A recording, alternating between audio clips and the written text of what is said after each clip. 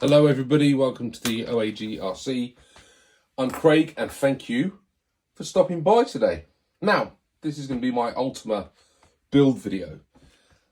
I can't decide anymore whether to do build videos that are like bag by bag, part by part, step by step, or whether I just sort of get stuck in and I build it and then I tell you guys what I found was fun and what I didn't enjoy as I went through it. And the problem with that is you're not going to get any of my mess ups and my swearing at the thing when it doesn't work. But what you will get is just some good old-fashioned honest opinion as to how this build goes, rather than it being a full document of what I've done and how I've built it.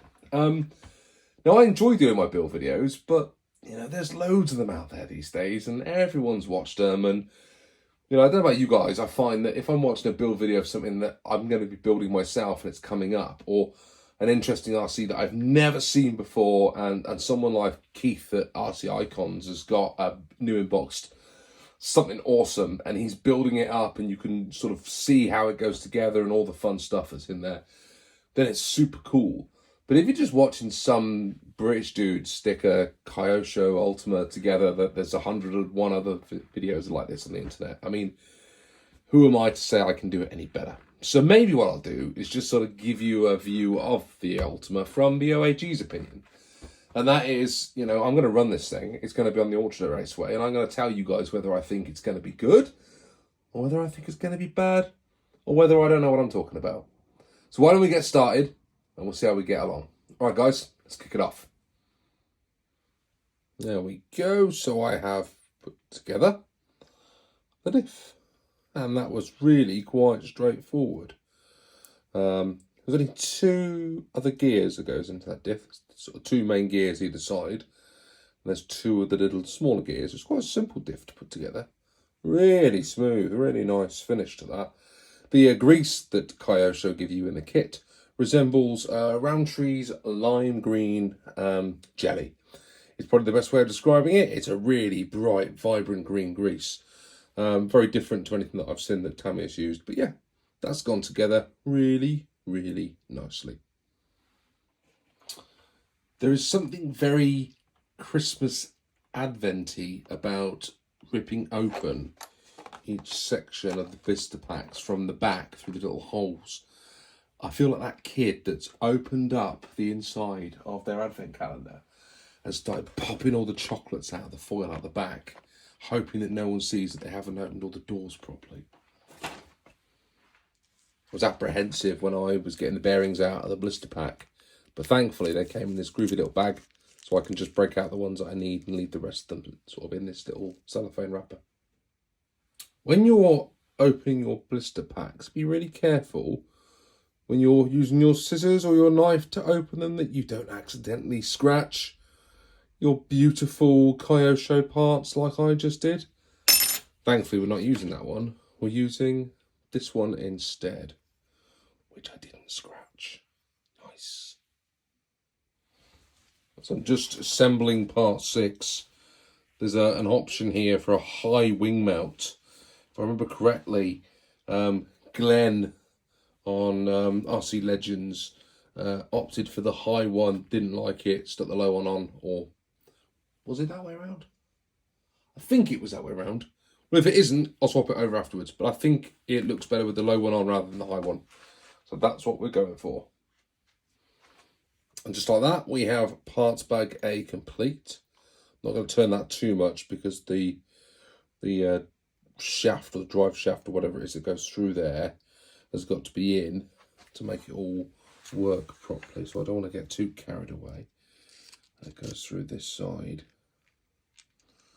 And just should, there you go, okay, in there. And then that gearbox is smooth as a nut. Really, really nice. Really pleased with that first step. So, start of bag B. Building up a slipper clutch and starting to do some of my favourite tie rods. Let's keep going and see how we get on. So just before I get started on part B, or bag B should I say, had this been a day earlier, Would I have started on the Ultima, or would I have started on the Dirtmaster? I don't know. I'm going to have a sneak look inside while I've got you guys here on the big screen. It's sealed up. Shall we have a quick look inside? A little bit of a, whoops, steady on. A little bit of a Dirtmaster teaser. What do you reckon? Well, why not? Sneaky little extra bonus. Looks good, doesn't it? I mean, you're going to see a lot of these videos over the next couple of months, I'm sure, with people getting stuck into their Dirtmasters. But it's quite, I mean, there's a lot of plastic in this kit, apparently. It's, I think, predominantly all plastic. But that's how they've kept the cost down and kept it at a reasonable price. Whereas in the UK, this is about £200, I think, which is quite a lot for an entry-level RC. I think it's actually going to be slightly better than an entry-level RC. But it's certainly one of the cheapest Kyoshos that you can get. I'm looking forward to it. I'm looking forward to building this one up and seeing how it gets on. But not for today. This is for another day. Right, full excitement of Dirtmaster over. Let's get stuck into bag B and build up a slipper clutch for our gearbox. Yeah, I'm really happy about 8 because I've got to make 4 rods. And if anyone knows me, they know how much I absolutely hate making tie rods. So, yeah, brilliant fun. Famous last words, but these are not actually too bad. Now, is that because Kyosho's tie rods are a little bit easier than Tamiya's? Or is it because I learnt this groovy new technique? So I've got a little bit of the grease. And someone said to me, you just whap a little bit of grease inside each of these before you put them on. We're not talking loads, just talking a little bit. And then they should go on a little bit easier than if you didn't. And I'm not using my turnbuckle tool for this. My fingers are not shredded yet. And they just seem to be going on that little bit easier. So whoever gave me that idea, I thank you very, very much, because these turnbuckles have turned out to be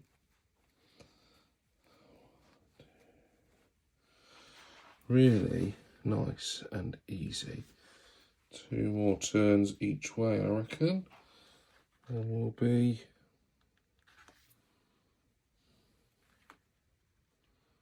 there. Done. Nice and straightforward. Voila! I'll tell you what, that was easy. And there was only one of them that wasn't 21.5mm in the calipers. So I am really pleased with how easy those rods were to put together. Bring on some more Kyosho rods, I hear you say. Bring them on.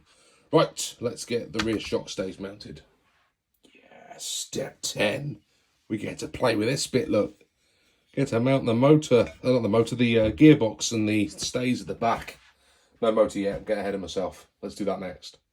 So I'm enjoying this build, but what I would say, unlike the Tamiya manuals, where they sort of say, do this and then do that and then do this, the Kyosho manuals, the difference I'm finding is they just sort of say, here's your diagram, just follow it, and you have to work out which bits to do first. So there's a little less hand-holding that's going on here, whereas in a Tamiya build, it holds your handle on the way a lot more. At least I think it does, unless you're building some sort of crazy hybrid madcap thing, and then you've got to work it out yourself.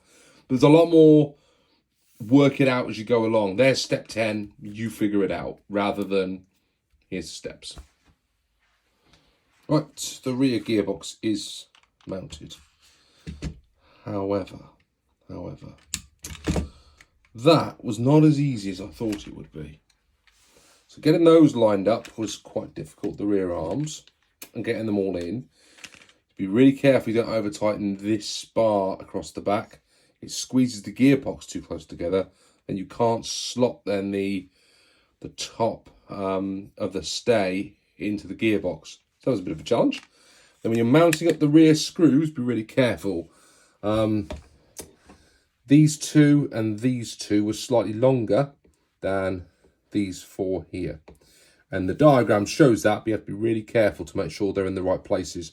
I'm assuming if you don't get that right, it's going to impact the movement of your gearbox. So I'm just going to check everything's nice and free in there.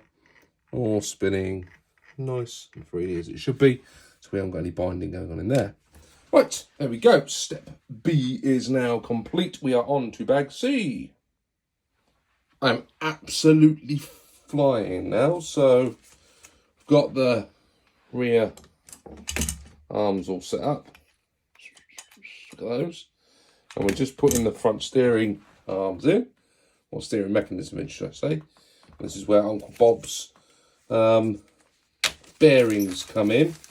So thought I'd show these on the screen just because Bob was super kind enough to pop them in the post and said, hey bud, when you get to doing your Ultima, you're going to need these, and save you go hunting for them, I'm going to send them to you. So Bob, cheers dude, nice one. Right, I'm going to go ahead and carry on with this stuff and show you what it looks like it's finished. I've got one lonely bearing left over. I'm assuming it's going to go in the top of there, but I can't see it in the manual. We'll get to it.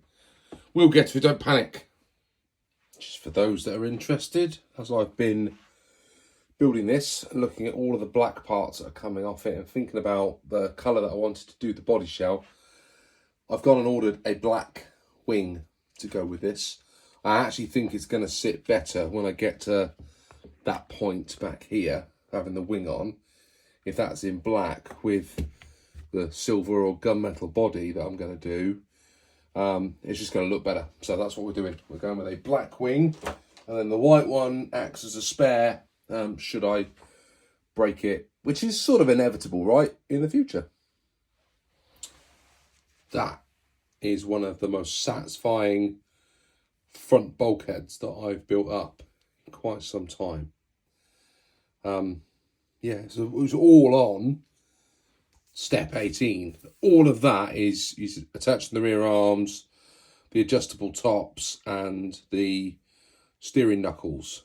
But yeah, it all just came together really nicely, and it feels great. The quality of the plastics on this Kyosho kit are pretty special, to be honest. Really thick, really good quality. I am getting more and more tempted into buying another one as this build goes on. Right, next step. Look at that. Bag D is now done. The only thing I'm not sure is quite right is I don't think I've measured all of this, all the geometries are all right, but they don't look squared off to me. I mean, I'll believe it when we've put the wheels on, it's all lined up, but I think there's a little bit of natural, whatever it is, toe in or out going on at the front. So we'll just check that when we've finished it all up. But, I mean, all this is super, super, super slick. Yeah. Watch out, TD2. Might get knocked out in the first round to a legendary Ultima. Yeah. Nice. Right, on to shocks. Now, before I get started on the shocks, apparently it's advisable to use some of this stuff in your shocks. Now, I've never used this before, but I picked some up. Some green slime. I've heard everyone talking about it when they're building their shocks. So I'm going to do a bit of research, and this is what's going in these shocks. We're going to build this to last. I was having so much fun doing this bit that I almost forgot to tell you that you have these brilliant little gaskety things here that you have to get on top of the bottom of the shocks, which, yeah, is zero fun, as I'm finding out. Not the easiest thing to do, and I am so worried that I am just gonna, you just about to see that, just knacker that thing. And I haven't found any spares, so I'm trying. I've got 3 done, 1 more to go. Wish me luck.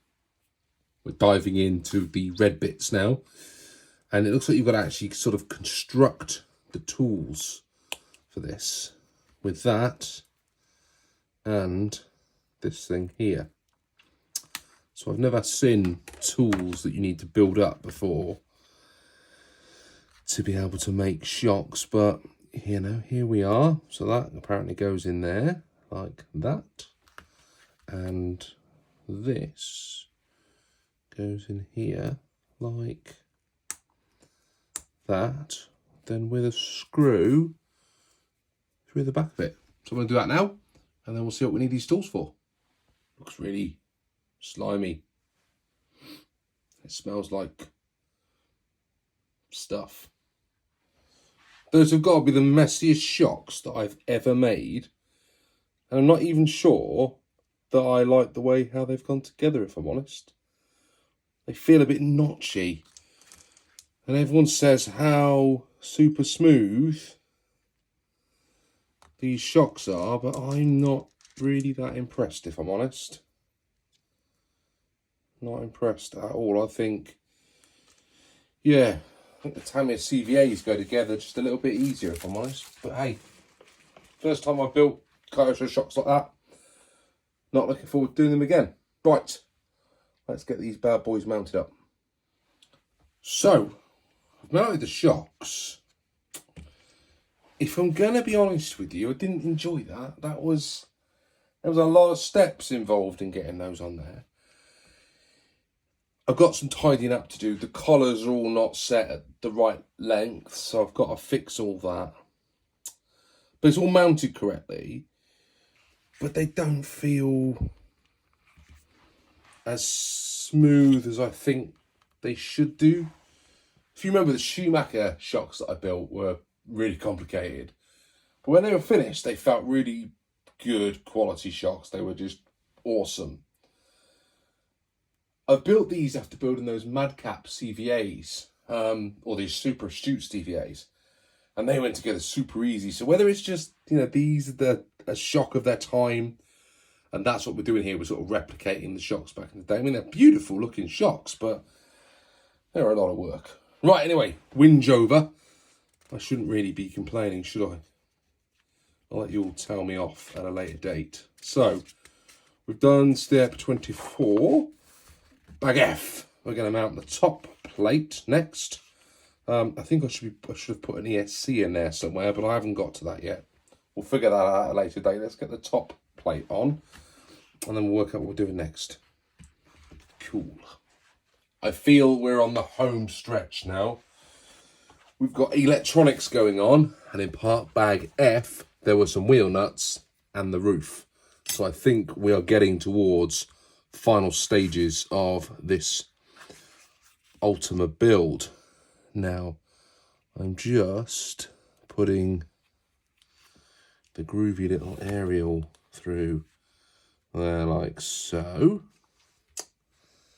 And they've got the world's smallest aerial. I think we'll go with a slightly longer one. Whether we'll actually keep that or not remains to be seen, but we'll start with it. Whether I've missed it before, but it's asked you to install a tiny little grub screw in the, well, that's not going to work, is it? In there to hold the aerial in place. That's pretty cool. So it doesn't just pop out. Not seen that before. Whether I've just missed it in other builds and not been paying attention, quite probably. And there was me worrying that that was going to be difficult, and Kyosho leave you a little hole at the bottom to pop your screwdriver through and connect up the servo. And actually, the wheel alignment all looks pretty good off of that as well. We're getting somewhere. That was, I believe, step 28. So we are cooking with gas at the moment, as they say. And not many more steps left to go. Gearbox finishing next.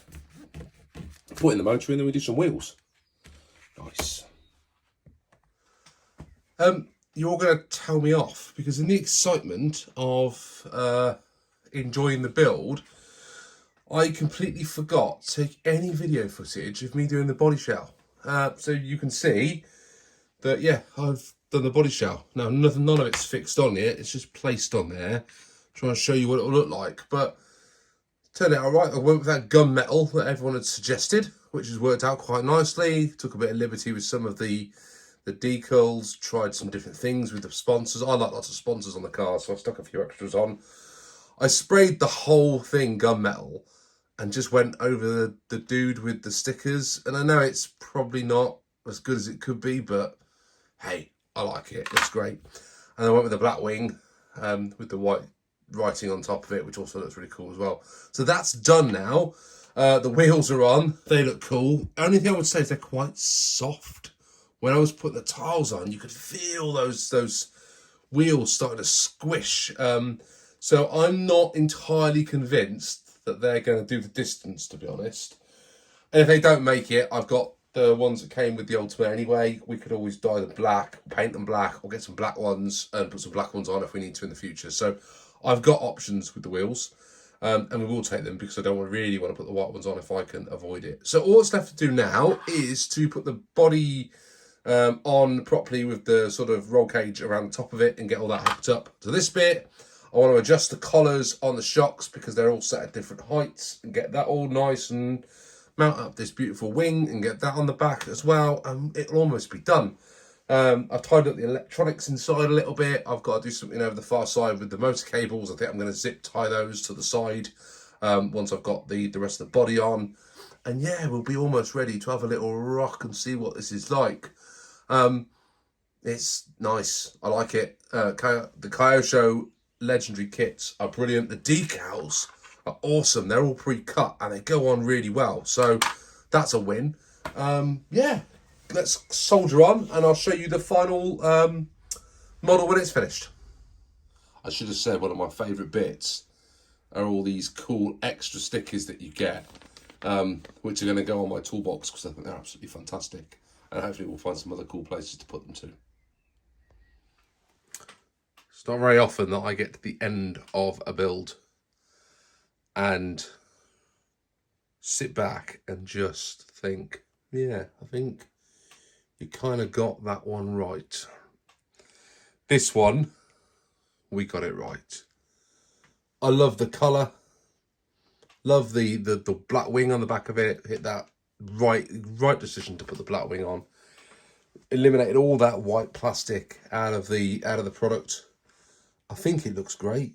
I mean, I'm skeptical about whether the shocks are set right. I've still got to set these two. That's not right. Different travel at the front, and there's slightly different travel at the back as well. So I've got to play around with the shocks. But the rest of it just looks absolutely mint. Really, really pleased with this one. Remember, this is going up against the TD2, so it's a proper old school versus new school matchup. Maybe it would look good with the tire writing done on this. Maybe in silver, perhaps, to match what we've done up there. Can't decide on that yet. But I'm not going to go over the top. This thing's going to be a runner. We're going to get this out and we're going to play with it. So it's going to get scratched. It's going to get bashed. It's going to flip and roll. I am 100% certain of it. But yeah, I am mega pleased with it. Let me know what you guys think. You've seen the whole build journey now. Bit of a different type of video. More sort of a, here's my thoughts as I've gone along. But yeah, it is one mighty fine looking buggy. If I go back and could tell my 7-8-year-old self that I would have a Kyosho Ultima that I built myself in my own colour scheme, and it wasn't box art, and it had orange wheels, I probably wouldn't believe myself. Guys, I hope you've enjoyed watching that. Let's see how this gets on the track this season. And whatever you do in the hobby, make sure you have fun, keep it real, keep it happy, and I'll see you all soon on the OAG RC. Bye for now, everybody.